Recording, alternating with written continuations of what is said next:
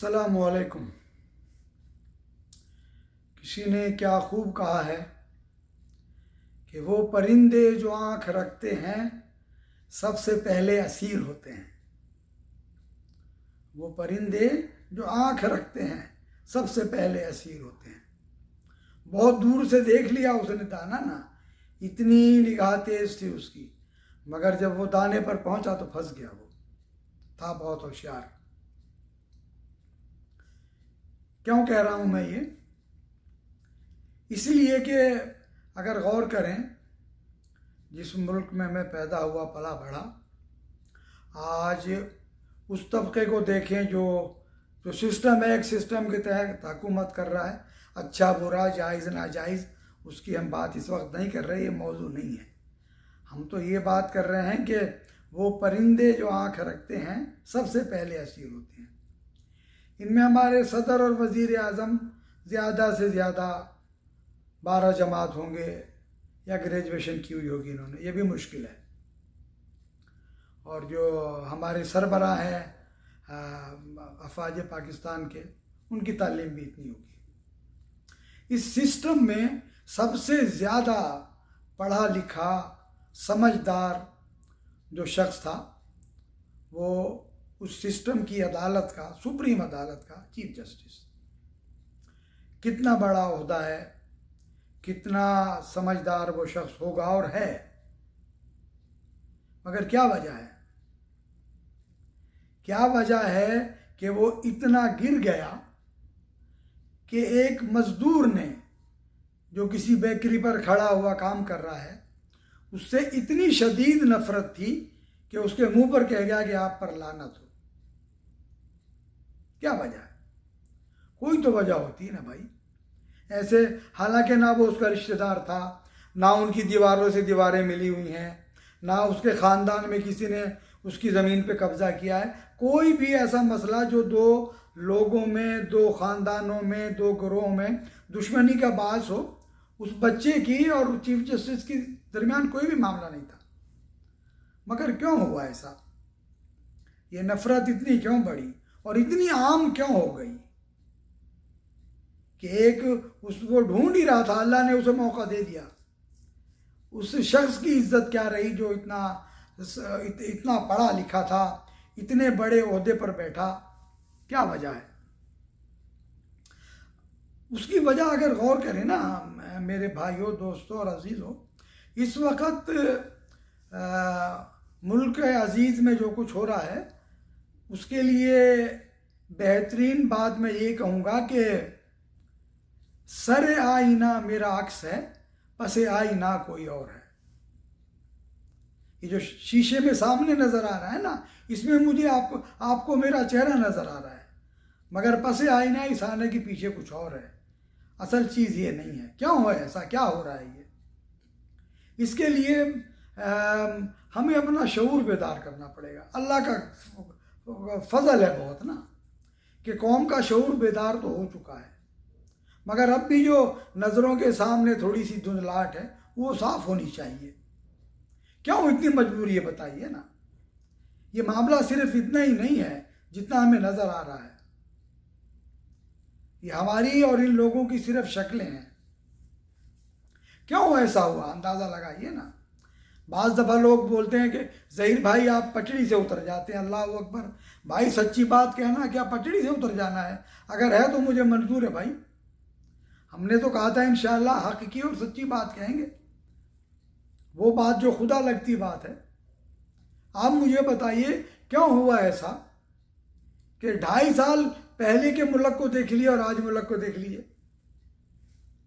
2.5 سال پہلے جب ایک چلتی ہوئی جمہوری حکومت، آپ سب کو معلوم ہے کہ جمہوریت چاہیے ہمیں، وہاں پر جمہوری حکومت موجود تھی، ووٹ لے کر آئی تھی، چل رہی تھی، اس کے ختم ہونے میں بھی 1.5 سال تھا صرف نا۔ اب اگر چلنے دیتے اس حکومت کو ختم ہوئے ہوئے بھی اور اس کے بعد بھی 1.5 سال اور گزرا گیا ہوتا نا، مگر ایسا نہیں کرنے دیا گیا۔ کیوں؟ یہ بہت بڑا ایک کیا کہنا چاہیے، ایک قسم کا ایک بہت بڑا گیم ہے، شطرنج کی ایک بساط ہے جو بچھی ہوئی ہے۔ اس کے لیے مجھے اور آپ کو اپنی آنکھیں کھولنی چاہیے. اور میں اور آپ کر تو کچھ نہیں کر سکتے، مگر لوگوں کو یہ بات بتا تو سکتے ہیں کہ بھائی جنہیں ہم گالیاں دے رہے ہیں، جنہیں ہم برا بھلا کہہ رہے ہیں، وہ تو مہرے ہیں. صرف ہمیں صرف دیکھنا یہ کہ ہم کیا کر سکتے ہیں اس میں نا. ہم لوگوں کو پیغام دے سکتے ہیں. اپنے اللہ آپ کا بھلا کرے، کتاب ہے، ایک کتاب ہے امریکہ مسلم دنیا کی نظر میں نا. اس میں وہ ایک جگہ لکھتے ہیں، پروفیسر خورشید احمد کی کتاب ہے، غالباً یا کہیں اور پڑھا ہے میں نے نا. ان میں کہا ہے کہ دنیا کی ضرورت ہے کہ پاکستان ہر وقت ہاتھ پھیلائے رہے. یہ دنیا کی ضرورت ہے اس وقت. 3 سال پہلے، جب 2-2.5 سال پہلے جب چلتی ہوئی ایک جمہوری حکومت کو گرایا گیا، وہ بالکل اپنے صحیح مقام پہ جا رہی تھی. جو کچھ ہو رہا تھا اس ملک کی بھلائی کے لیے ہو رہا تھا وہ، مگر پسند نہیں ہے، دنیا کو پسند نہیں ہے. 2 چیزیں ہوں گی، یا تو میں اور آپ ٹھیک ہے، پھر اگر غلامی ہے تو غلامی کی بسر کر لیں آپ. پہلے بھی 250-300 سال جو ہے وہ اللہ آپ کا بھلا کرے انگریزوں کے غلام رہے، 200-250 سال اور لے لیے. اگر غلامی کی زندگی بسر نہیں کرنی تو آنکھیں کھولنی ہوں گی ہمیں. وہ جس ایک آدمی کا نام لے کر ہم گالیاں کرتے ہیں کہ وہی ساروں کا ذمہ دار ہے، اس کے ساتھ بھی وہی مجبوری تھی جو چیف جسٹس کے ساتھ مجبوری تھی. وہ بھی دیکھیے ریٹائرڈ ہوتے ملک میں نہیں رہے. یہ لوگ چیف جسٹس صاحب بھی ریٹائر ہوتے ملک میں نہیں رہے. ان کا انتظام جنہوں نے یہاں ان سے کام لیا انہوں نے باہر بنایا ہوا ہے. آپ لکھ لیجئے میری یہ بات، انہیں بہترین جاب ملے گی باہر، کیونکہ وہ اس پلان کا، اس شطرنج کا حصہ ہیں. جس طرح بتایا گیا کہ بھئی ابھی ہاتھی کو چلاؤ، اب پیادے کو چلاؤ، اب اس میں شہد دے دو، اب گھوڑے کو چلائے رہے انہوں نے. اب ان کا انعام یہ ہے کہ وہ باہر گئے، ایک دن بھی نہیں ٹھہرے اپنے ملک میں. اس سے بڑی بدقسمتی اور کیا ہو سکتی ہے کہ جس شخص کا جو ملک ہو وہ ریٹائرمنٹ کے بعد بجائے یہ کہ یہاں آسودہ زندگی بسر کرے، یہ دونوں حضرات بھاگ گئے ملک سے، اس لیے کہ انہیں استعمال ہی اس لیے کیا گیا. آپ اور ہم سب کو نظریں کھلی رکھ کر ہم کچھ نہیں کر سکتے، مگر دوسروں کو بتا سکتے ہیں بھائی کہ یہ چھوٹا سا کھیل نہیں ہے. اللہ نے ہمیں بھی سمجھ دی ہے، اگر کوئی کھیل کھیل رہا ہے تو ہمیں بھی کھیل کھیلنا چاہیے. اگر شطرنج کی بساط پر بیٹھے ہوئے ہیں، میں کھیل نہیں رہا ہوں، میرے ساتھ تو کوئی ہے، اسے ہی بتا دیں گے یہ چال نہ چلے بھائی. شعور بیدار ہونا ہے، اور اسی شعور کی بیداری دنیا کو پسند نہیں ہے. یہ جو اس شخص نے کہا تھا نا کہ ہم کوئی غلام ہیں کیا، یہ کہنا پسند نہیں آیا ان کو بھائی.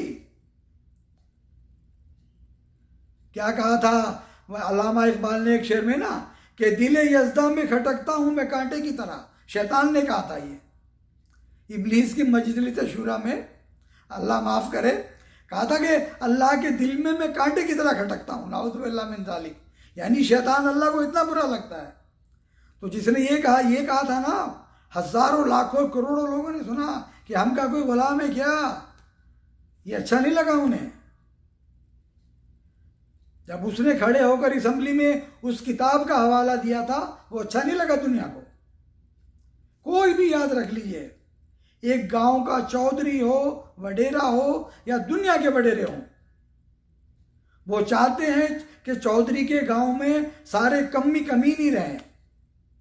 دنیا بھی یہ چاہتی ہے کہ ہم پاکستانی کمی نہیں رہیں، مگر چونکہ وہ ڈائریکٹ ہم سے ڈیل نہیں کرتے، ان لوگوں سے ڈیل کرتے ہیں جنہیں کمی ہم بنا دیا انہوں نے ہمیں.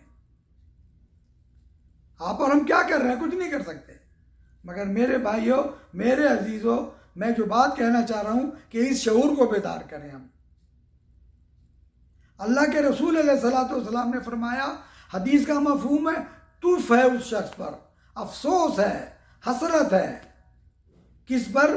جس نے کسی کی دنیا بنانے کے لیے اپنا دین تباہ کر دیا. اللہ اکبر. دنیا بنانے کے لیے اپنا دین، اپنی آخرت، اپنا سب کچھ ختم کر دیا، اپنے خدا کو ناراض کر دیا، مخلوق خدا کی گالیاں کھا رہے ہیں، لعنتیں کھا رہے ہیں۔ کس وجہ سے؟ کہ کسی کو راضی کرنا تھا۔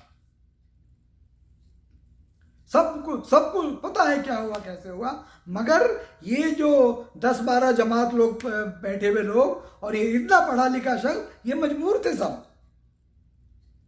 جیسے آپ کو یاد ہوگا کہ کوئی ڈرامہ، کوئی فلم، کوئی ناول جب ہو، اس کے کرداروں کو لکھے ہوئے کردار دیے جاتے ہیں کہ یہ پڑھ لیجئے، فلانے سین میں آپ کو فلانی ایکٹنگ کرنی ہے، فلانے ڈائلاگ بولنے ہیں۔ یہ انہوں نے اپنے اپنے ڈائلاگ بول دیے، اپنے ڈائلاگ بول کر اپنا معاوضہ جو بھی ڈائریکٹر کو دینا تھا وہ ملے گا ان کو۔ آپ کو اور ہم کچھ نہیں کر سکتے۔ پہلے تو اپنے اللہ سے دعا کریں گے کہ اے میرے رب، یہ ملک تیرے نام پر بنا تھا، اسے قیامت تک اس زمین پر تو ہی قائم رکھ سکتا ہے۔ وقت کے فرعون چاہے مقامی ہوں چاہے باہر کے ہوں، یہ بہت کھٹکتا ہے ملک، اور آپ جیسے غیرت مند لوگ بھی اور اس جیسے غیرت مند لیڈر بھی دنیا کو بہت کھٹکتا ہے۔ آپ اور ہم سب اپنے رب سے دعا کریں کہ قیامت تک اس ملک کی عزت اور حرمت کو قائم رکھے، اس ملک کو قیامت تک کی زمین پر قائم رکھے۔ اس شخص کی اللہ تعالیٰ زندگی دراز کرے جس کے چہرے پر نہ داڑھی ہے نہ پٹکا بندھا ہوا ہے انہیں۔ کیسے ہی داڑھی، کتنے ہی داڑھیوں اور پٹکے والے لوگ ہیں جو اس کے سامنے اگر کھڑے ہوئے ہوں تو بونے نظر آئیں گے اسے، اس لیے کہ ان داڑھی اور پٹکے والوں کا کوئی کردار نہیں ہے، خاموش بیٹھے ہوئے ہیں۔ آج کروڑوں عوام بھوک سے مر رہے ہیں، دے نہیں سکتے، وہ کچھ بل نہیں دے سکتے۔ یہ داڑھیوں والے، یہ صافے باندھے ہوئے، یہ بسکٹ پیسٹریاں کھا رہے ہیں۔ ان کے لیے بڑی بڑی ہوٹلوں کے کمرے بک ہیں ان کے لیے، جہاں کہیں جاتے ہیں۔ دعا کریں اس وطن عزیز کے لیے، آپ اور ہم جیسے کروڑوں لوگ جو مزدوری کر کے کھانا کھاتے ہیں۔ اللہ ہمیں یہ توفیق دے کہ ہم وہ دن دیکھیں جب وہاں عزت، اس ملک کا وقار محفوظ ہو، اس ریجن میں اس کی عزت ہو۔ ہم نہ اپنے پڑوسی کے غلام بنے اور نہ کسی بیرونی آقا کے غلام بنے۔ یہ تب ہوگا جب مجھے اور آپ کو اپنی آنکھیں کھلی رکھنی پڑیں گی، اللہ سے تعلق کر کے اس سے دعا مانگنی پڑے گی، اس کے آگے جھکنا پڑے گا۔ سب سے بڑی ذات میرے رب کی ذات ہے۔ میری دعا ہے کہ جنہوں نے کیا ہے میرے رب، انہیں اس دنیا میں ضرور دکھانا تو۔ اور یاد رکھیے میرے بھائیوں، میرے عزیزوں، مکافات عمل ہے، از مکافات عمل غافل مشو، گندم از گندم برویت جوز جو۔ جنہوں نے جو بوئی ہے وہ انشاءاللہ اسی زمین پر جو کاٹ کے جائیں گے۔ میرا رب ہمیں توفیق دے۔ میں پھر کہہ رہا ہوں، ہمیں دعا مانگنی چاہیے کہ اللہ اس شخص کی عمر میں برکت دے، اس کی جان کی حفاظت کرے، اس ملک کو ہم وہ مقام دے سکیں کہ عزت کے ساتھ کھڑے ہو کر ہم آنکھوں میں آنکھ ڈال کے بات کر سکیں۔ دنیا کو یہ پسند نہیں ہے، میں پھر کہہ رہا ہوں، دنیا یہی چاہتی ہے کہ اس ملک کے ہاتھ میں کشکول رہے جو 3 سال میں دیکھ لیا آپ نے، انہوں نے کروا دیا۔ یہی لمحہ ہے جب آنکھیں کھلی رکھنی ہے۔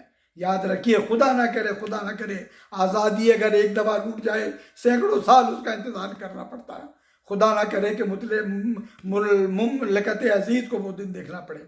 میرا رب ہم پاکستانی مسلمانوں کی، سب مسلمانوں کی، ہمارے ملک کی حفاظت فرمائے، ہمارے دین کی حفاظت فرمائے، اس ملک کی جغرافیائی نظریاتی سرحدوں کی حفاظت فرمائے، اور آپ اور مجھ کو توفیق دے کہ ہم اس ملک کی عزت، حرمت اور بقا کے لیے اپنی جان کا نذرانہ بھی پیش کریں۔ اللہ اور اس کے دین کے بعد سب سے بڑا حق ہمارے دین کا، ہمارے اللہ اور اس کے رسول کے بعد ہمارے وطن کا جہاں ہم پیدا ہوئے، اتنا حق ہے ہم پر۔ اللہ مجھے اور آپ کو توفیق دے، اللہ اس ملک کو اس زمین کے نقشے پر قیامت تک قائم رکھے۔ السلام علیکم ورحمۃ اللہ وبرکاتہ۔